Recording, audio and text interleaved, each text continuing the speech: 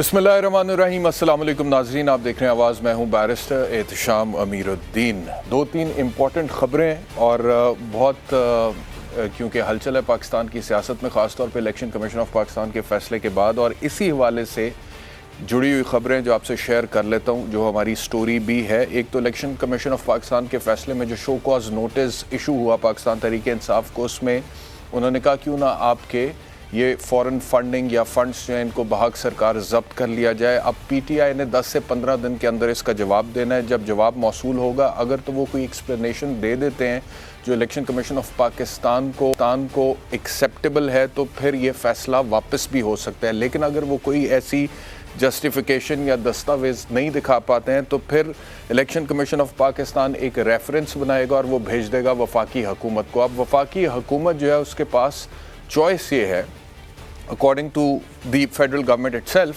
वैसे तो election commission of Pakistan का जो फैसला है उसमें उन्होंने सिर्फ फंड्स को कॉन्फिस्केट करने की हद तक बात की है, लेकिन फेडरल गवर्नमेंट, जो ज़राए की खबर मैं आपको दे रहा हूँ, क्योंकि प्राइम मिनिस्टर्स हाउस में पीडीएम का इजलास हुआ और कुछ बड़े अहम फैसले हुए हैं, और वो फैसले मैं आपसे शेयर करने जा रहा हूँ। और फैसलों में ये है कि जैसे ये रेफरेंस आएगा वफाकी हुकूमत के पास, तो फिर पाकिस्तान तहरीक इंसाफ की तहलील के हवाले से फेडरल गवर्नमेंट एक डिक्लेरेशन इशू करेगी कि इस पार्टी को डिसॉल्व होना चाहिए क्योंकि इसने फॉरेन फंडिंग या प्रोहिबिटेड फंडिंग ली है। और उसके बाद फिर वो डिक्लेरेशन भेजी जाएगी सुप्रीम कोर्ट को। सुप्रीम कोर्ट के पास फिर इख्तियार है कि वो उसको मंजूर करती है या मुस्तरद करती है। तो एक तो ये डेवलपमेंट है कि पाकिस्तान तहरीक इंसाफ की तहलील का रेफरेंस या उसकी डिक्लेरेशन जो है वो वफाकी हुकूमत ने सुप्रीम कोर्ट को भेजने का फ़ैसला कर लिया है। इसके क्या नताइज निकलेंगे वो हम डिस्कस करेंगे शो में।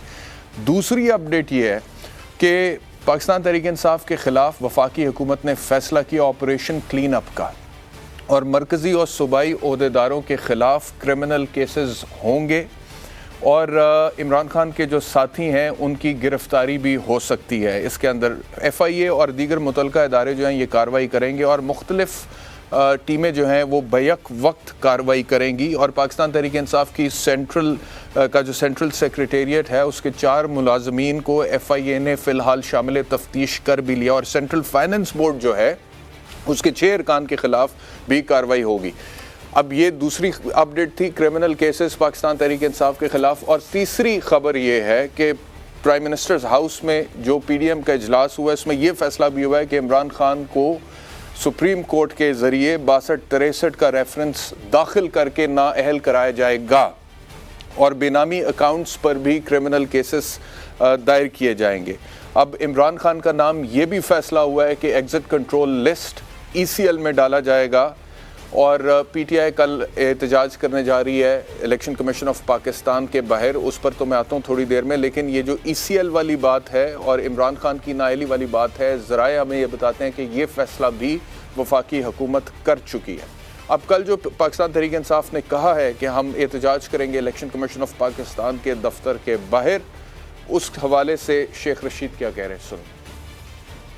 अच्छा, मैं थोड़ी देर में अपने व्यूज़ का इजहार भी करूँगा इस हवाले से कि पाकिस्तान तहरीक इंसाफ को तहलील होना चाहिए या पाकिस्तान तहरीक इंसाफ के चेयरमैन इमरान खान साहब की नाअहली ताहियात होनी चाहिए। दोनों सवालात का जवाब मेरी ज़ाती राय में ना में है कि ये नहीं होना चाहिए। और अगर कोई ऐसी फंडिंग है जो कि प्रोहिबिटेड है, जो कि आइडेंटिफाई हुई है by the election commission of Pakistan, आप उसको कॉन्फिस्केट कर सकते हैं। But if you try to wipe out a political party from the face of this earth, तो वो पॉसिबल नहीं है, और ये होना भी नहीं चाहिए, और ये मेरे ख्याल में दुरुस्त है भी नहीं। लेकिन जो शेख रशीद कह रहे हैं खाना जंगी एमरजेंसी की तरफ ये मुल्क जा रहा है, इमरान खान इनके बाप से या इनके बाप के बाप से भी नहीं संभाला जाएगा, और मैं नहीं समझता कि पीसफुल एहतजाज होना चाहिए। आपको याद होगा कि सेम यही बातें करते थे शेख रशीद, वो जो 25 मई की कॉल थी धरने की इस्लामाबाद में, उससे पहले ये आदमी यही बातें करता था, और उसके बाद फिर लोग बाहर निकले, और उसके बाद फिर हुकूमत की तरफ से जिस तरह से जो भी एक्शंस लिए गए, फिर पाकिस्तान तहरीक इंसाफ के कुछ कारकुनान जा बहक हुए, एक पुलिस वाला शहीद हुआ, और शेख रशीद को राना सनाउल्लाह ढूंढते रहे, और बाद में राना सनाउल्लाह का स्टेटमेंट भी ऑन रिकॉर्ड है कि मैं तो गिरफ्तार करने के लिए ढूंढता रहा हूँ, लेकिन मुझे पता नहीं चला कि शेख रशीद का है, और वाकई पता नहीं चला कि शेख रशीद का है। उधर से इमरान खान पेशावर से चल पड़े थे इस्लामाबाद आने के लिए, इधर से डॉक्टर यास्मीन राशिद लाहौर से निकल पड़ी थी, और कुछ जगहों पर पाकिस्तान तहरीक इंसाफ के रहनुमा अपना अपना काफिला लेकर इस्लामाबाद की तरफ गामजन थे। लेकिन ये एक आदमी जिसका नाम शेख रशीद है, इसका कोई पता ही नहीं था कि किधर है, ये कौन सी उसमें गार में घुस गया है, कौन सी सुरंग में छुप गया है, कोई पता नहीं लग रहा था। लेकिन बातें ऐसी करते हैं, इश्तियाल अंगेज और गैर कानूनी। मैं समझता हूं कि only this statement of Sheikh Rashid is capable enough to register an FIR against him, कि वो कह रहे हैं कि मुल्क में खाना जंगी होनी चाहिए। मैंने पहले भी कहा था 15 वजारतें जॉय करने के बाद 16वीं अगर अभी वक्ती तौर पर आपको नहीं मिल रही है तो थोड़ा सा सब्र कर लो। क्यों बच्चे मरवाते हो इस मुल्क के, क्यों खाना जंगी की बात करते हो, क्यों खून की नदियां बहाने की बात करते हो, क्यों इमरजेंसी की बात करते हो, क्यों अनपीसफुल प्रोटेस्ट की बात करते हो। लेकिन ये लोगों को सियासत बहुत अजीज है, इक़्तिदार बहुत अजीज है।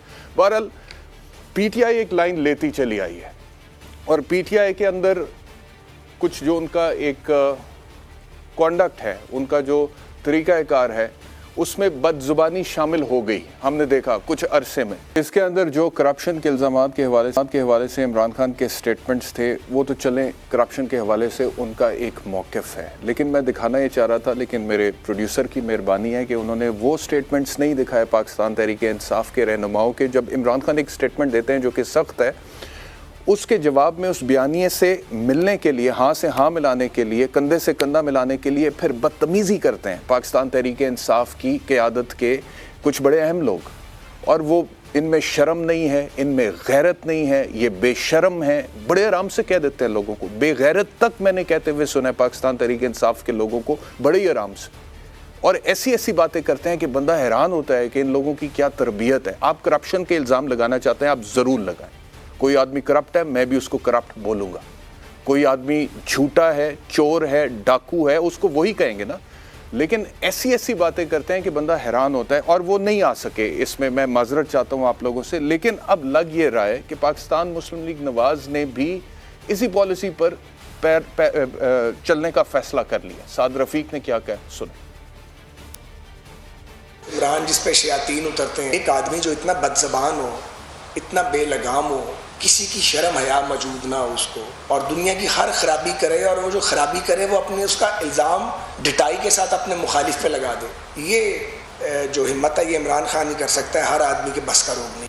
तो ये शयातीन उतरते हैं, ये बड़ी अजीब बात थी। उसके बाद उस्मा बुखारी ने आज मीडिया टॉक करते हुए क्या कहा, ये भी सुना। अरबों रुपए की चोरियां करने के बाद अब इमरान खान साहब जो है मुंह छुपा के बैठे हुए हैं कहीं, और उनके अंदर जुर्रत नहीं है कि बाहर आएँ और आके बताएं कि ज़कात और खैरात का पैसा जो आपने खाया, क्या इमरान खान से सवाल नहीं होना चाहिए कि जो अपनी माँ का नाम बेच रहा है, उसके नाम पर मिलने वाली खैरात खा रहा है, उसने इस मुल्क के नाम के ऊपर जो है वो मिलने वाले पैसों के साथ क्या की होगी। तो ये मेरे हिसाब से मुनासिब अल्फाज नहीं थे जो इस्तेमाल किए गए। मज़ीद गैर मुनासिब या नामुनासिब अल्फाज क्या इस्तेमाल किए गए, ये भी सुन। इमरान खान एक डाकू है, इमरान खान खाइन है, इमरान खान बददयानत है, और ये वो बददयानत है जो आम आदमी की फीलिंग से खेलता है, जो आम आदमी अल्लाह ताला के राह में जो सदका खैरात देता है उसको खाता है।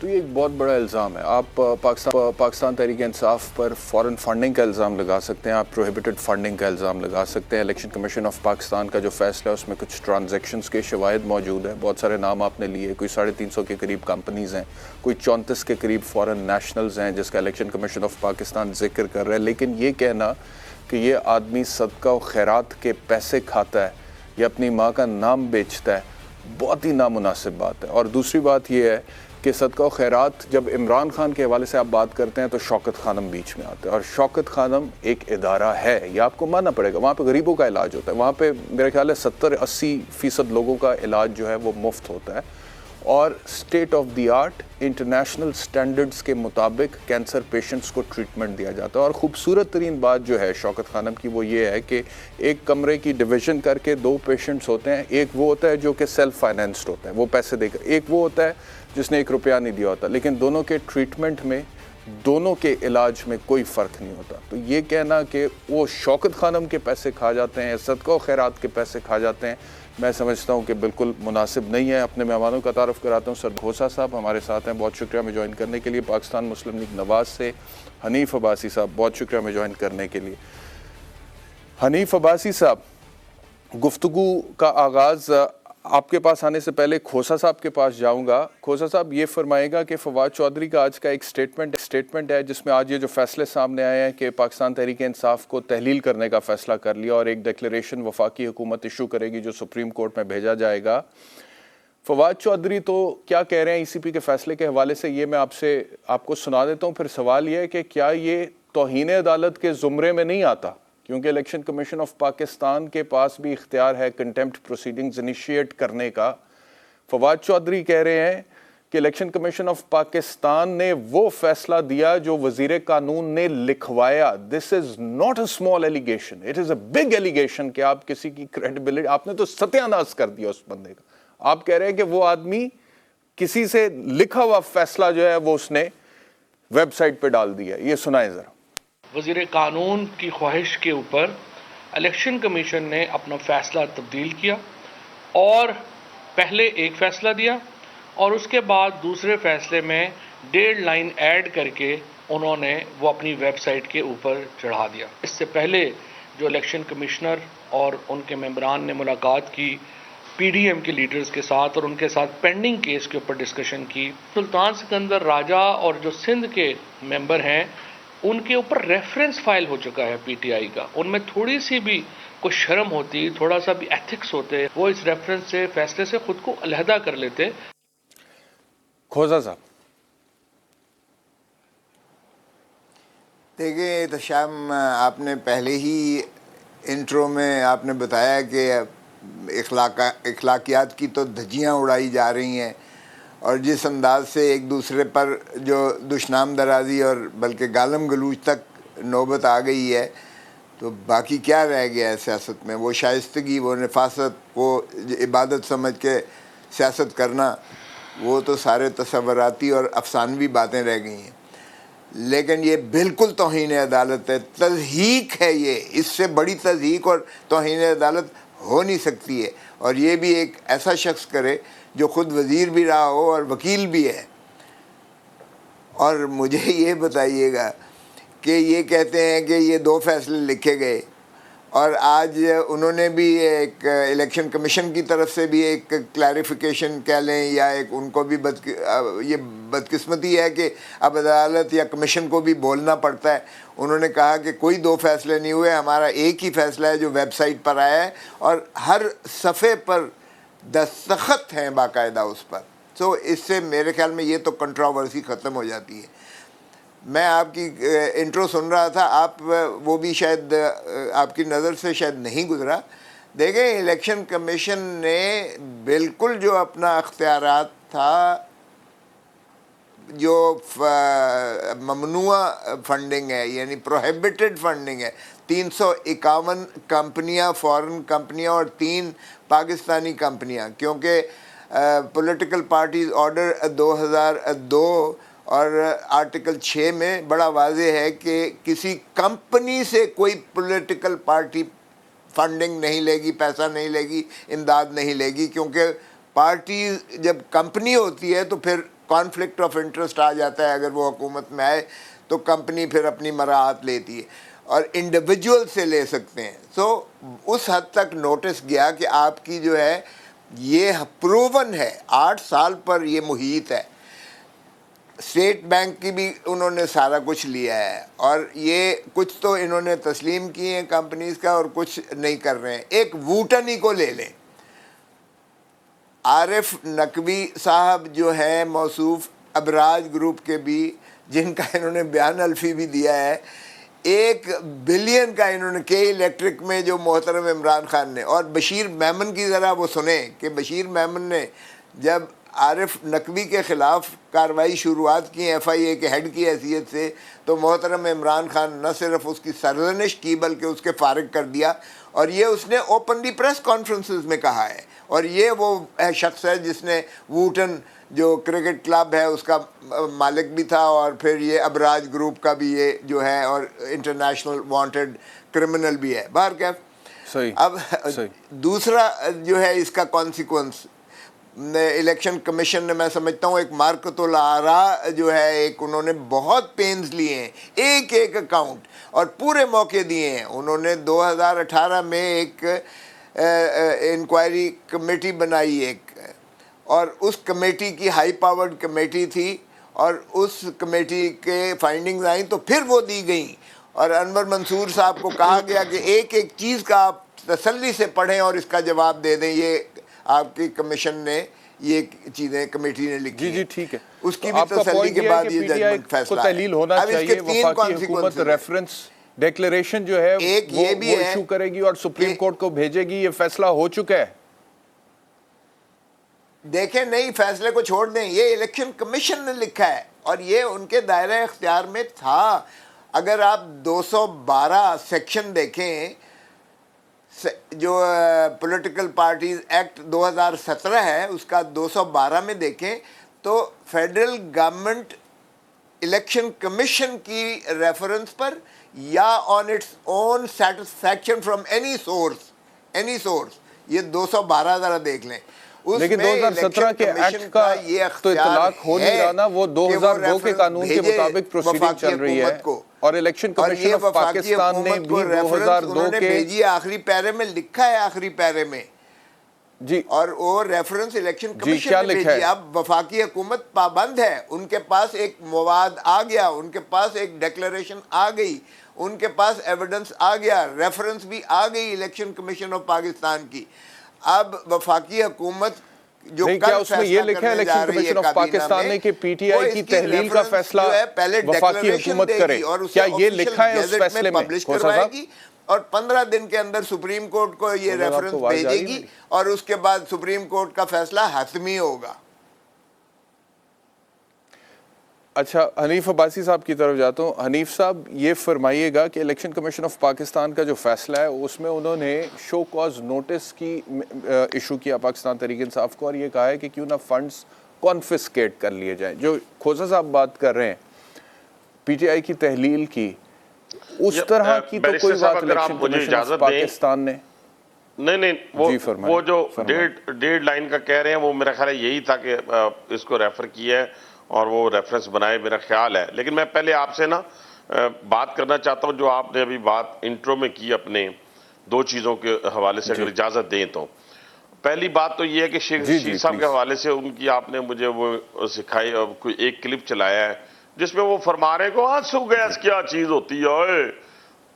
85 से ये बंदा सियासत कर रहा है, 85 से लेके आज के दिन तक एक तस्वीर दिखा दे शेख रशीद की कि ये किसी आंसू गैस में किसी मुजाहरे में खड़ा हो, निकाले, मैं आपको मान जाऊंगा। किसी आंसू गैस चलते हुए, किसी डंडा खाते हुए कोई एक तस्वीर इसकी दिखा दे पूरी कौम को, मैं आपको मान जाऊंगा।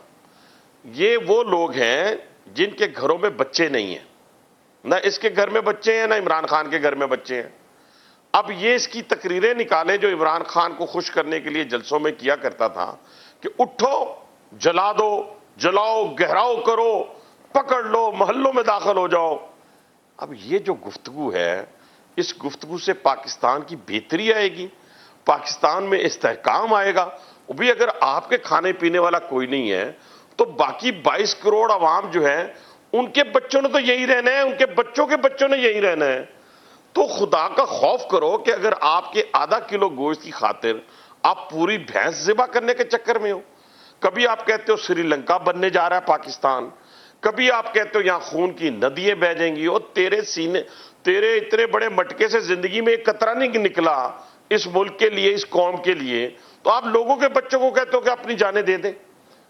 एहतशाम साहब, ये जो बात है ये बिल्कुल गलत है, लघु बात है कि ये कह रहे हैं कि भी आंसू गैस और फलां और ढींग आओ जी, तो आप फ्रंट पे ये आए।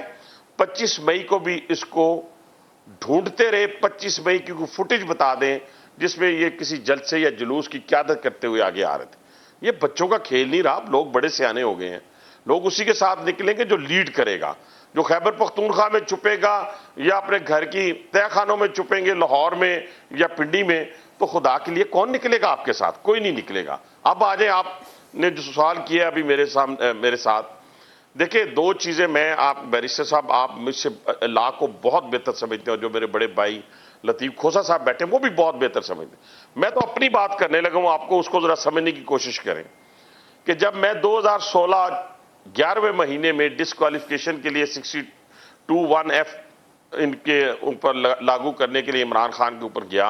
बहुत सारी चीजें थी, यानी बनी गाला की ट्रेल नहीं थी, सारा कुछ नहीं था, कुछ नहीं था इसके पास, कोई चीज नहीं थी। मैं अल्लाह को हाजिर नाज़र जानकर कहता हूं कोई चीज नहीं थी। कभी इसने कहा जमाइमा ने दिए, कभी इसने कहा राशिद खान ने दिए, कभी कहा फलां से पैसे आए। दूसरा हमने जो एक डाला था इसमें कि हमने कहा कि जो इलेक्शन कमीशन में इन्होंने कोई सर्टिफिकेट या एफिडेविट जो भी जमा करवाया है वो झूठा है, झूठ पर मबनी है। अच्छा, उसके ऊपर मेरी पिटीशन के ऊपर सुप्रीम कोर्ट ने, साकिब निसार साहब और 2 जजेस और थे, 3 रुकनी बेंच था, उन्होंने कहा जी कि हम ये भेज रहे हैं इलेक्शन कमीशन को कि वो इसकी स्क्रूटनी करे और बताए कि ये सच है झूठ है। और कहा गया फैसले के अंदर कि हम पार्लियामेंट और इलेक्शन कमीशन के जो इख्तियारात हैं उसमें मदाखलत नहीं करना चाहते। ये लिखा हुआ है। मेरी जो रिट खारिज हुई थी 2017 12वें महीने फैसला आ गया, उसके अंदर ये लिखा हुआ है। अब वो फैसला आ गया। देखिए ना, अब ये बात बैरिस्टर साहब समझने वाली है। 6 साल बाद ऐसा फैसला आया कंसीलमेंट का। आपके पास भी रिकॉर्ड होगा, अब तो पूरे मीडिया में फिर रहा है, मैं यहां पे कागज मेरी लहराने की आदत नहीं है, लेकिन मैं वैसे कह देता हूं कि आपने वजीर आजम पाकिस्तान मियां मोहम्मद नवाज शरीफ को 10,000 दिरहम अपने बेटे की कंपनी से ना लेने की सूरत में डिस्क्वालीफाई कर दिया। अभी आप कह रहे थे ना कि डिस्क्वालीफाई नहीं होना चाहिए। अच्छा, उस वक्त जजेस ने मुझे यह भी पूछा था कि आप पार्टी बैन के लिए आए हैं या इस शख्स की डिस्क्वालिफिकेशन के लिए आए हैं, तो मैंने उधर वैसे बड़ा दिल करके कहा था कि मैं इसकी डिस्क्वालिफिकेशन के लिए आया हूं। तो फिर उन्होंने उसको भेजा इलेक्शन कमीशन को और उन्होंने कहा कि वो फाइंड आउट करें कि ये झूठा है या सच्चा है। अब आप देखें कि आपने 10,000 दिरहम ना लेने के ऊपर अपने बेटे की कंपनी से उसको आपने कर दिया कि जाएं जी आप तो इस मुल्क से चले जाएं। अब आ जाएं, अभी आप कहते 1 अरब रुपए 16 अकाउंट्स की कंसीलमेंट है। यहां तो अगर डबल आईडी कार्ड किसी का निकल आया ना तो उसको एमपीए एमएनए से डिस्क्वालीफाई कर दिया गया। अगर किसी ने एक अकाउंट मिस कर दिया, मिसालें मौजूद हैं, अगर आप कहेंगे नेक्स्ट प्रोग्राम में वो सारी उठा के ले आऊंगा। ठीक है, हाई कोर्ट सुप्रीम कोर्ट के मुझे पता है वाइस साहब, उसके अब 62(1)(f) में मुझे ब्रेक लेना, ब्रेक का वक्त हो गया। ब्रेक के बाद वापस मेरे साथ रहिएगा, खोसा साहब भी साथ होंगे, आप भी साथ होंगे। 62(1)(f) का फैसला अगर हो गया है कि जाना है इमरान खान के खिलाफ सुप्रीम कोर्ट में नाअहली के लिए, तो क्या ये मुमकिन हो सकेगा? एक ये सवाल है, और दूसरा ये कि क्या ये होना चाहिए सियासत को और बहरान को सामने रखते हुए। After the break.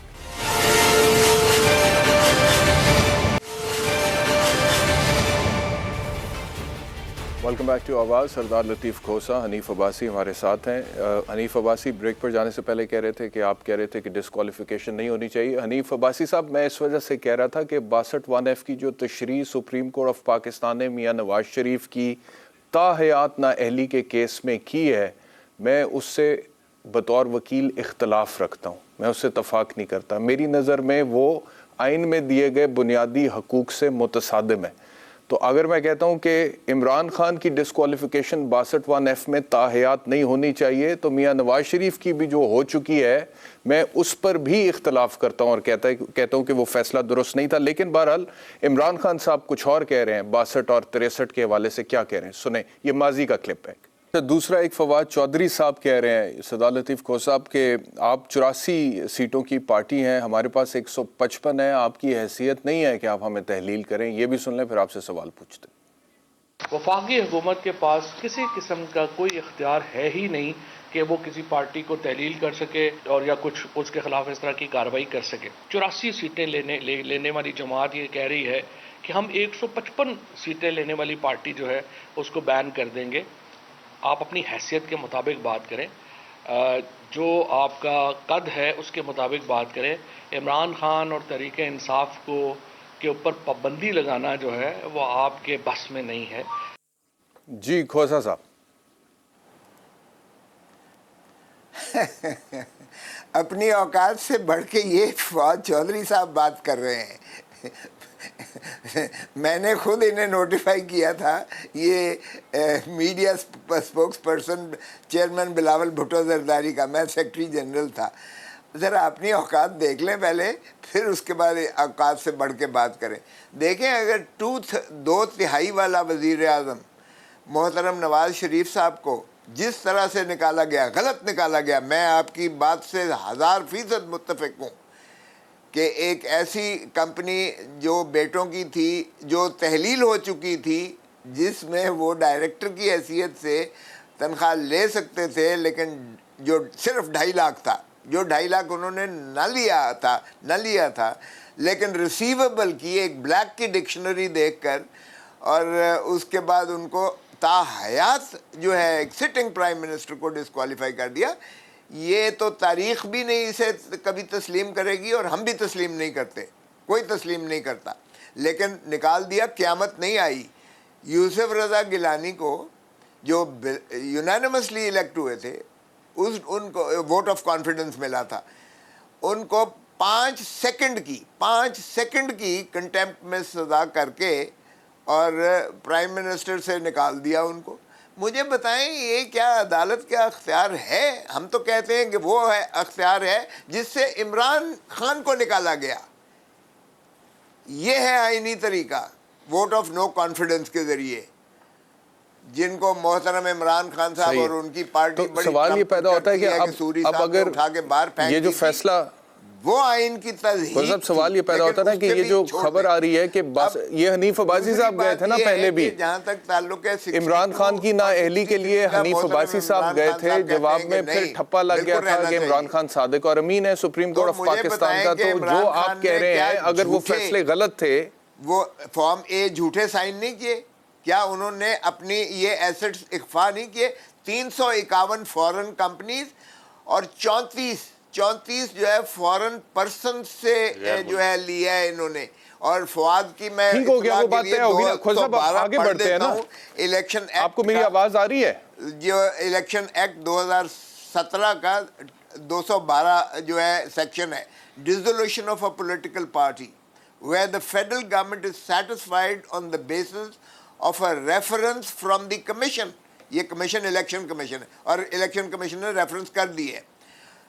Reference from the commission or information received from any other source that a political party is a foreign aided political party or has been formed or is operating in a manner prejudicial to the sovereignty, integrity of Pakistan or is indulging in terrorism, the government shall by a notification in the official gazette make such a declaration or within 15 days of making a declaration under subsection 1 the government shall refer the matter to the Supreme Court, and where the Supreme Court upholds the declaration made against political party under subsection 1, such political party shall stand dissolved forthwith।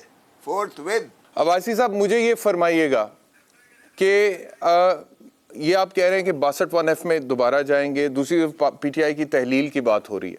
मिसाल के तौर पे आप 62(1)(f) में जाते हैं या पाकिस्तान तहरीक इंसाफ की तहलील के हवाले से ये जो खोसा साहब भी बात कर रहे हैं जाते हैं, तो इमरान खान तो ऑलरेडी अवाम में जा चुके हैं 3.5 पौने 4 माह पहले तहरीक अदम एतमाद की कामयाबी के बाद, और उन्होंने तो बयानिया ये बिल्ड किया है कि ये देखें सारे इकट्ठे हो गए मुझे निकालने के लिए क्योंकि मैं पाकिस्तान को एक नेक्स्ट लेवल पर लेके जा रहा था। और वो बैरूनी साजिश और फिर मीर जाफर, मीर सादिक और उसके लोकल मोहरे और मुहर्रकात उन्होंने बयान किया और फिर ज़िमनी इलेक्शन में वो जीत भी गए हैं।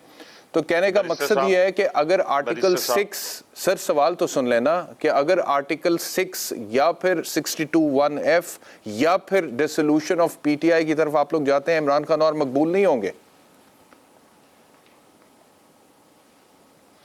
बैरिस्टर साहब, पहली बात तो यह है, ये जरा ज़हन में रखें। एक और मैं आपका इंट्रो में चीज़ भूल गया। आपने कहा कि वो जो खैराती अदारा जब खैरात की बात करते हैं, सदकात की खाने की बात करते हैं, तो उधर इशारा जाता है। मैं वजाहत करने लगा वो भी ज़रा सुन लें। अब ये जितने पैसे उधर से इकट्ठे हुए हैं, फाइनेंशियल टाइम की जो स्टोरी है उसके अंदर वो चैरिटी के नाम पे पैसे इकट्ठा हुआ है। वहाँ पे वो चैरिटी के नाम पर आकर पीटीआई के अकाउंट में आया है। इसमें तो कोई दूसरी राय नहीं रह गई। एक तो ये क्लैरिफिकेशन मैं कर दूं, और दूसरी सूरत हाल ये है कि पॉपुलैरिटी की कौन सी बात आप करते हैं। 2.5 लाख रुपए अभी खोसा साहब ने आपको बताया, तो 1 अरब रुपया तो साबित कर दिया है इलेक्शन कमीशन ने कि ये इसकी कंसीलमेंट हुई है। कहां 2.5 लाख रुपया, कहां 1 अरब रुपया। और अगर 62-63 इस मुल्क के कानून में मौजूद है तो किसी को तो झूठी सजा होती है, तो किसी को सच्ची भी तो होती है, किसी को सच्ची भी तो होनी है। और अगर इमरान खान 62-63 पे पूरा उतरता है तो खुदा की कसम इस पाकिस्तान के अंदर पूरी कौम जो है वो 62-63 पे पूरा उतरती है। बेशक वो कोई डाकू है, चोर है, बददियानत है, बद इखलाक है और बद इखलाकी में मुलव्वस है, सारी चीजों में मुलव्वस है, वो फिर सारे के सारे 62-63 पे पूरा उतरते हैं। पहली बात तो ये हो गई। अब मेरी बात जरा गौर से सुने। कंसीलमेंट ये 16 अकाउंट्स की करे, फॉरेन फंडिंग ये ले, 34 गैर मुल्कियों से पैसा ये ले, और ये दूसरी बात बड़े गौर से इस वक्त सुनिएगा, 3-4 पीटीआई के अंदर जो लोग हैं ना वो मुतहरिक हो चुके हैं। उनमें नाम ले देता हूं, शाह महमूद कुरैशी है, असद उमर है, परवेज खटक है, कि अगर इमरान खान को माइनस किया जाता है तो हम तीनों में से किसको पार्टी की सदारत दी जाए। ये तो अंदर काम चल पड़ा है, नौबत ही नहीं आनी, ना आवाम की नौबत आनी है ना हमारी नौबत आनी है। वो तीनों इस वक्त इस दौड़ में शामिल हो चुके हैं कि अगर वो डिस्क्वालीफाई होता है, जो कि उसने होना है अब, क्योंकि 2017 के फैसले के मुताबिक, मेरी पिटीशन के मुताबिक, सर्टिफाइड झूठा इमरान खान इलेक्शन कमीशन के इस फैसले के बाद साबित हो चुका है। अब इसमें कोई इनके बचने का रास्ता नहीं है। अब कल सुबह की इनकी स्टेटमेंट देखे, बड़े बड़े जो इनके लीडर थे वो कह रहे थे जी लो जी खोदा पहाड़ निकला चूहा। वो 2 घंटे बाद गुजरे ना तो उनको पता चला लो यहां तो पार्टी भी जा रही है, यहां तो लीडर भी जा रहा है। तो फिर सब ने दौड़े दूसरी शुरू कर दी कि अब लीडर तो जा रहा है तो पार्टी को तो संभालना है ना। वो एक कहता मैं, इनके वैसे ही 5-7 ग्रुप है मरकज में, कुछ 16-17 ग्रुप है इनके पंजाब के अंदर, तो ये अब दौड़ ये शुरू हुई है। अगर आप कहते हैं कि 62(1)(f) के तहत इसको डिस्क्वालीफाई ना किया जाए तो भाईजान क्यों ना किया जाए, वजह बताएं। देखिए ना, हम पे तो रात को 12 बजे भी सजाएं दे के कोर्टों में भेजा गया और हमें पता था, मालूम था कि इसी निजाम के तहत रह के यहीं से हमने रिलीफ लेना है। और जहां तक वजादारी की बात आपने की, एक सिर्फ मैं पॉइंट आपको बताना चाहता हूं पूरी कौम को और खासतौर पर नौजवानों को, कि अगर आप देखें मैं 2003 में पहली दफा एहतशाम साहब नेशनल असेंबली का मेंबर बना और एमक्यूएम अपने अरूज पे थी, अपने अरूज पे थी। उस वक्त इसका जहर नहीं निकला हुआ था।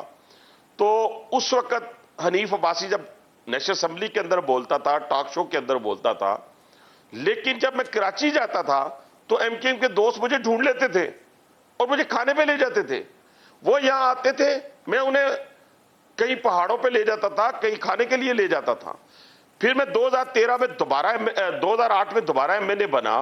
पीपल्स पार्टी की हुकूमत थी, पीपल्स पार्टी के प्राइम मिनिस्टर का चैम्बर हमारे लिए खुला था, उनके वुजरा का चैम्बर हमारे लिए खुले थे, लेकिन हम नेशनल असेंबली में उनके खिलाफ बोलते थे।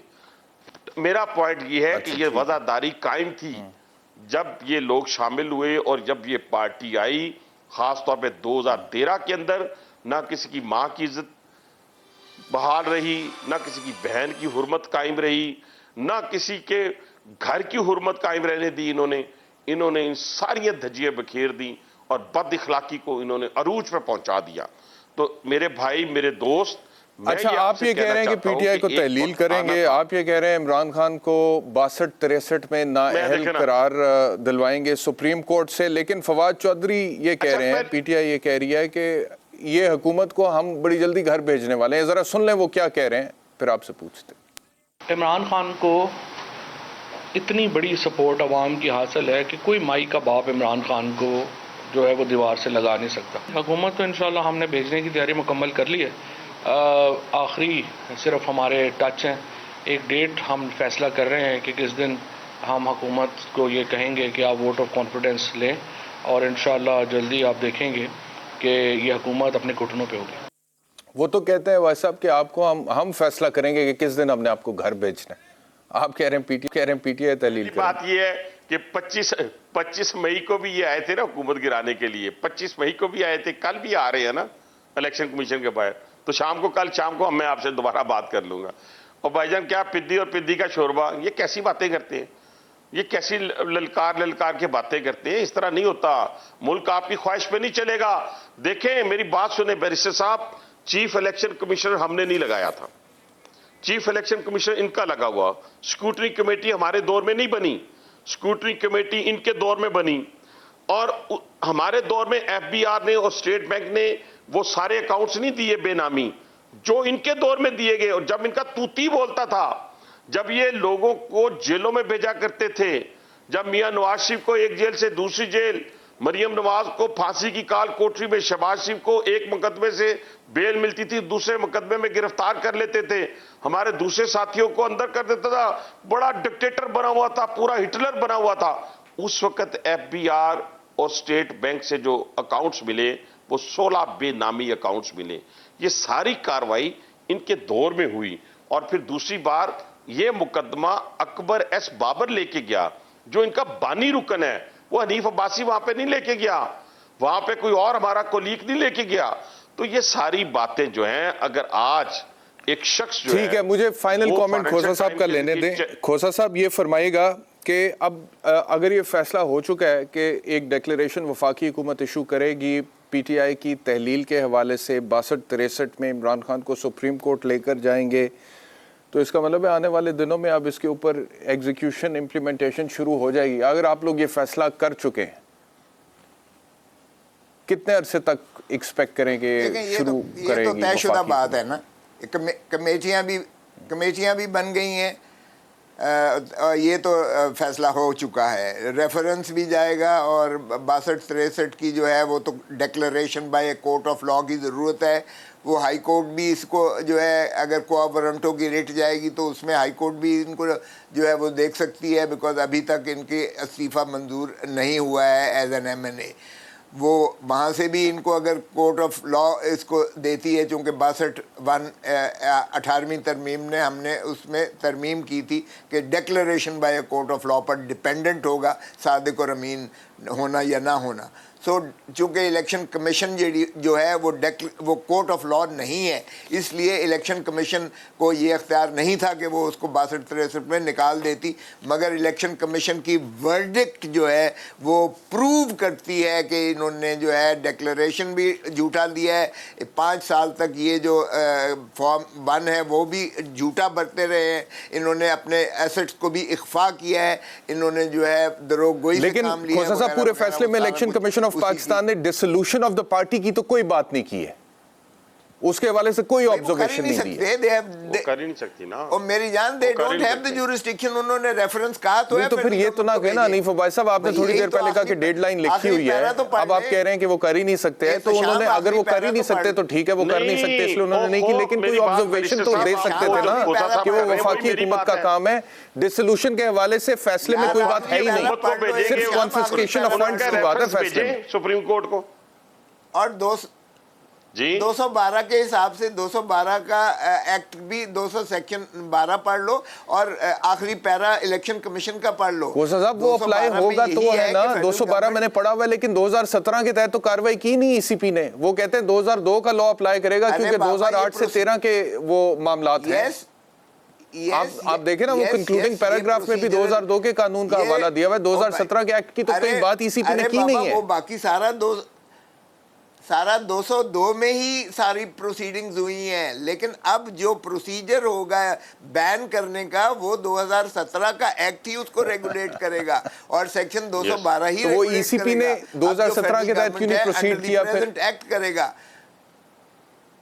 सर ये प्रोसीजरल है, ये प्रोसीजरल आपको पता ही है कि ये टेक ओवर कर लेगा नया लॉ जो है। आपको थोड़ा सा एक पॉइंट देता हूं। ठीक है जी, चले, बहुत शुक्रिया हमें ज्वाइन करने का। क्लोज द सेगमेंट, एक ब्रेक लेते हैं जी, ब्रेक के बाद कुछ इकोनॉमी की बात करते हैं। डॉलर की कीमत में कमी हुई है आज तकरीबन 9.5 रुपए, वो आपको बताते हैं after the break. Welcome back to Awaaz. Dollar की कीमत में इंटर बैंक कोई 9.5 रुपए की कमी वाक़या हुई है, और ओपन मार्केट में 14.5 रुपए की कमी वाक़या हुई है। और IMF का एग्जीक्यूटिव बोर्ड जो है वो अगस्त के आखिर में उसकी मीटिंग होगी, और जब IMF की इंस्टॉलमेंट आएगी तो कहा यह जा रहा है, तवक्को ये है कि डॉलर की कीमत जो है वो 200 से नीचे आ जाएगी। और अभी तक ये जो कमी वाक़या हुई है 9.5 रुपए डॉलर की कीमत में, जो फिगर्स मुझे बताते हैं वो ये बताते हैं कि जो कर्जा है पाकिस्तान का उसमें 1400 अरब रुपए कमी वाक़या हुई है। तो आप ये देखें कि डॉलर की कीमत जब ऊपर जाती है तो हम कितने मकरूज़ हो जाते हैं, कितने 100 अरब रुपए के मकरूज़ हो जाते हैं, और जब नीचे आती है तो वो कर्ज में किस तरह से कमी वाक़या होती है। आबिद सुलेरी साहब ने मुझे ज्वाइन, इसने बहुत शुक्रिया आबिद साहब मुझे ज्वाइन करने के लिए। दिस इज़ अ गुड ओमन, और ये आगे ऐसे ही चलेगा। IMF की इंस्टॉलमेंट के बाद मज़ीद डॉलर की कीमत में आपको लगता है कि कमी आएगी, या खुदा न खास्ता जो सिचुएशन है सियासी बहरान की, उसके बाद कुछ भी हो सकता है? मेरा ख्याल है कि अगर आपकी जो पॉलिटिकल इस वक्त सर्कमस्टांसेस हैं वो स्टेबल रहें तो रुपया जो है वो मज़ीद मुस्तहकम होगा। असल में इस वक्त स्पेकुलेटिव बाइंग हो रही थी, पैनिक बाइंग हो रही थी। अगर आपने आज फॉलो किया हो तो स्टेट बैंक ने आज कुछ अपने इंस्पेक्शन जो है कुछ ऑपरेशंस किए थे मनी चेंजर कंपनीज पे, ये देखने के लिए कि वहाँ पे जो बाइंग और सेलिंग है वो क्या स्टेट बैंक के रूल्स उस पर फॉलो हो रहे हैं या नहीं। और 2 कंपनीज जो थी उनकी ब्रांचेस के वो लाइसेंस जो थे वो भी कैंसिल किए गए।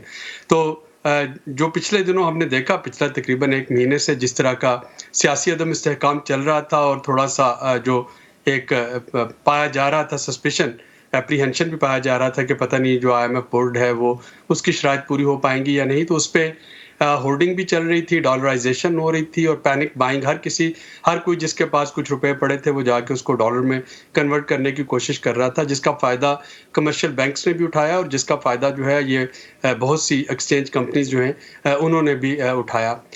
ये पिछले फ्राइडे से हमने देखा कि थोड़ी थोड़ी करेक्शन आना शुरू हुई, जबकि आर्मी चीफ ने बात की कि उनकी उस बात से IMF की मीटिंग जो है वो तो जल्दी नहीं हो सकती, लेकिन कम से कम एक एश्योरेंस जो थी एक इम्पॉर्टेंट स्टेक होल्डर के तौर पे वो उनकी तरफ से आ गई कि जो भी शराइत तय होंगी उनको पूरा किया जा रहा होगा, पाकिस्तान जो है वो अपनी कमिटमेंट पर पूरा उतरेगा। और ये एक मेजर कंसर्न था जो मोडीज़ ने, फिच ने और S&P ने अपनी जब पाकिस्तान की रेटिंग डाउनग्रेड की तो उन्होंने कहा कि जी अगर IMF के पैसे आ भी जाते हैं तो क्या गारंटी है कि वहाँ पे जो सियासी अदम इस्तेहकाम है उसकी वजह से ये शराइत पूरी की जा रही होंगी। तो उन्होंने पाकिस्तान को डाउनग्रेड कर दिया था। तो आर्मी चीफ की जो टेलीफोन कॉल थी, मेरा ख्याल है कि वो बहुत इंपॉर्टेंट थी। उसके बाद फिर आपने देखा कि IMF की तरफ से भी एक फॉर्मल स्टेटमेंट आ गई 1 अगस्त को, जो पाकिस्तान ने PDL बढ़ाया, पेट्रोलियम डेवलपमेंट लेवी, तो IMF की स्टेटमेंट भी आ गई कि जी प्रायर एक्शन जो है मुकम्मल हो गए और अब बोर्ड की जो मीटिंग है 24 अगस्त को होने जा रही है।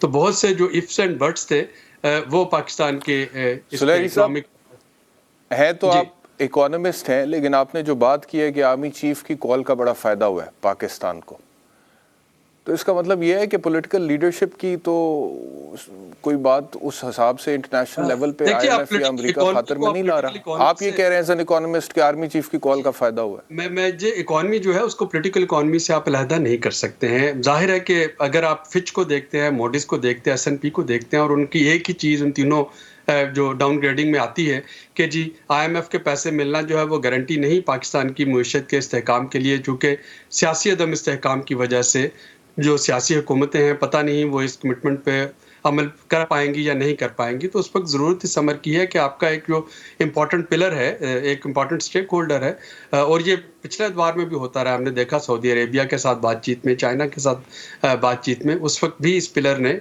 जो है वो अपना रोल प्ले किया। तो मैं इसलिए साहब के दौरे हुकूमत में जी, तो मैं इकोनॉमिस्ट होने के बावजूद इसलिए ये बात कर रहा हूँ कि आपको पॉलिटिकल इकोनॉमी में एक स्टेबिलिटी भी तो देखनी है कि स्टेबिलिटी की एश्योरेंस जो है वो कहाँ से आ रही है, और अगर वो एश्योरेंस जो है वो इंपॉर्टेंट स्टेक होल्डर्स की जानिब से आ रही है तो मेरा ख्याल है कि उस पर जो कर्ज देने वाले हैं थोड़ा सा वो उस पर इत्मीनान का इज़हार कर रहे होंगे। बिल्कुल ठीक है। आबिद सुलेरी साहब बहुत शुक्रिया हमें ज्वाइन करने का। जाते जाते सिर्फ इतना कहूँगा कि ये जो पॉलिटिकल ड्रामा पाकिस्तान में चल रहा है कुछ अरसे से, शायद कुछ लोगों को लग रहा हो कि अब इसका इख्तिताम होगा, लेकिन ये अब अपने क्लाइमैक्स की तरफ जा रहा है। ये जो वफाकी हुकूमत की तरफ से ऐलान हुआ है कि 62 में नाअहल कराएंगे और तहलील करवाएंगे पाकिस्तान तहरीक इंसाफ को, वो अर्ली इलेक्शंस डिमांड कर रहे थे। तो अभी सियासत में और बड़ा कुछ होना है। अवाम की जो बातें हैं, प्रायोरिटीज़ हैं, वो पता नहीं कब सामने फोकस में आएगी। बहुत शुक्रिया प्रोग्राम देखने के लिए। इंशाल्लाह कल दोबारा मुलाकात होगी। अपना ख्याल रखिए। अल्लाह हाफ़िज़।